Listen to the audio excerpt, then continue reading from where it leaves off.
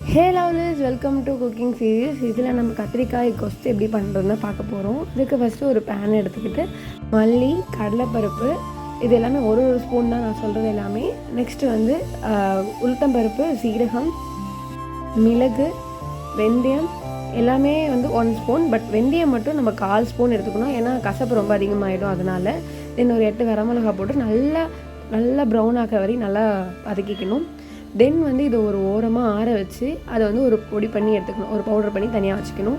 Next இன்னொரு அதே பேன்லேயே எடுத்துக்கலாம். அதில் வந்து சின்ன வெங்காயம் நான் ஒரு 8லேருந்து 1/4 கிலோ கத்திரிக்காய் எடுத்துக்கிட்டேன், ஏன்னா இதுதான் இதோட மெயின் இன்க்ரீடியன்ட். நெக்ஸ்ட் வந்து ஒரு அதே பேனில் கொஞ்சம் ஆயில் ஊற்றிட்டு, நம்ம வந்து நல்லெண்ணெய் ஊற்றிக்கிட்டால் இதுக்கு ரொம்ப டேஸ்ட்டாக இருக்கும். அந்த நல்லெண்ணெய் ஊற்றிக்கிட்டு அதில் வந்து கடுகு, உளுத்தம்பருப்பு இது ரெண்டுமே நல்லா பொரியணும். அதாவது கடுகு நல்லா பொரியணும், அந்த உளுத்தம்பருப்பு நல்லா ஒரு ப்ரௌனிஷான அந்த கோல்டன் கலரில் வரணும். வந்ததுக்கப்புறம் காஞ்ச மிளகா கொஞ்சம் போட்டுக்கிட்டேன்.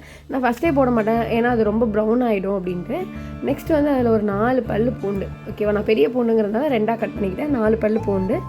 அதுக்கப்புறம் நம்ம நறுக்கி வச்சுருந்தோம் இல்லையா அந்த சின்ன வெங்காயம், அதை வந்து ஒரு சின்ன வெங்காயத்தை 2ஆக நான் நறுக்கி வச்சுக்கிட்டேன். தென் வந்து அதையும் நல்லா போட்டு நல்லா ப்ரௌன் ஆனதுக்கப்புறம் அதுக்கு முன்னாடி அந்த கருவேப்பிலையும் கொஞ்சம் மேலே துவைக்கணும். நல்லா வந்து ஒரு கோல்டன் கலர் வந்தால் அப்படின்னா தான் வந்து அதோட மனமே வந்து வேறு மாதிரி இருக்கும். அதோட ஸ்மெல் வந்து அந்த பச்சை வாசனைலாம் போனதுக்கப்புறம் கத்திரிக்காய் போட்டுக்கணும். கத்திரிக்காய் வந்து எப்போதுமே வந்து பூச்செல்லாம் இருக்கும். ஸோ நம்ம அந்த பூச்செல்லாம் இருக்கா என்னன்றது பார்த்து அதுக்கேற்ற மாதிரி சாக் பண்ணிக்கிட்டு கொஞ்சம் சின்ன சின்ன பீஸாகவே நறுக்கிக்கிறீங்க அப்படின்னா தான் அது நல்லா வேகிறதுக்கு நல்லாயிருக்கும். நல்லா அதை மூடி போட்டு அந்த எண்ணெயிலே இது வந்து நல்லா ஒரு மாதிரி வெந்து வரணும். வெந்ததுக்கப்புறம் அதில் வந்து தக்காளி சாக் பண்ணி, ஒரு தக்காளி தான் நான் போட்டுக்கிட்டேன், எனக்கு ரொம்ப புளிப்பு பிடிக்காதுன்றதுனால நான் ஒரு தக்காளி போட்டுக்கிட்டேன். நெக்ஸ்ட் அந்த நாங்கிற கேப்பில் நான் வந்து ஒரு பொடி பண்ணுறதுக்கு அதை எடுத்துகிட்டு போயிட்டு பொடி பண்ணிட்டு வந்துட்டேன். தென் வந்து இது நல்லா வதங்கிடுச்சு. ஒரு 5 மினிட்ஸ் விட்டால் நல்லா புழுங்கி நல்லா வதங்கிடும். நெக்ஸ்ட் அதில் வந்து கொஞ்சமாக ஒரு சிட்டிக்கை அல்லது உங்களுக்கு தேவையான அளவு மஞ்சள் பொடி போட்டுக்கோங்க. தென் வந்து இது எல்லாமே நான் ஒரு ஸ்பூன் அளவு சொன்னேன்னா, ஒரு சின்ன ஸ்பூனால் ஒரு நார்மல் அந்த ஐஸ்கிரீம் ஸ்பூன் அந்த மாதிரி இருக்குல்ல, அதால் வந்து ஒரு ஸ்பூன் ஒரு ஸ்பூன் வந்து காரத்தூள், தென் வந்து மஞ்சத்தூள்.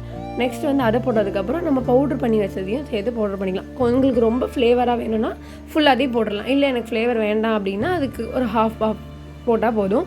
தென் வந்து அதோட ஸ்மெல்லு வந்து பார்த்தாலே இப்போ கொஞ்சம் க்ரீனியாக வர மாதிரி இருக்கும். அதுக்கப்புறம் நம்ம மூடி வச்சு அந்த பெருங்காயத்தூள் போட்டு நல்லா மூடி வச்சு நல்லா ஒரு மாதிரி கோல்டன் கலர் வர மாதிரி இது பண்ணும். இதில் பாருங்களேன் எவ்வளோ எம்மியாக பார்க்கறதுக்கே டெம்ட் ஆகுது. தென் அதில் வந்து உப்பு போட்டதுக்கப்புறம் இன்னும் கொஞ்சம் வதங்கும், ஓகேவா. ஸோ உப்பு போட்டுட்டு அதுக்கப்புறம் தண்ணி ஊற்றிட்டு கொஞ்சம் அதுவும் இன்னும் பாயில் ஆகணும். தண்ணி ஊற்றி அதை நல்லா கலந்து விடுங்க, ஏன்னா ஒரு இடத்துல நிற்கும் இல்லையா.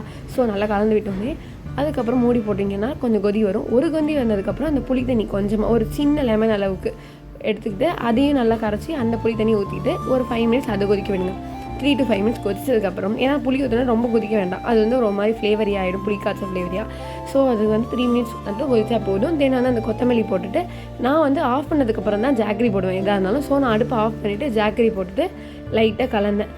கொஞ்சமாக ஒரு சிட்டிக்கை வெல்லம் போட்டால் போதும், ஏன்னா அது வந்து நமக்கு ஒரு மாதிரி அது ஒரு ஃப்ளேவரை கொடுக்கும். தென் அதில் பார்த்தீங்கன்னா நல்லா மூடி வச்சதுக்கப்புறம் அந்த எண்ணெய் மட்டும் தனியாக தெரியுது. அந்த எம்மியான டேஸ்ட் அந்த பார்த்தாலே தெரியுது.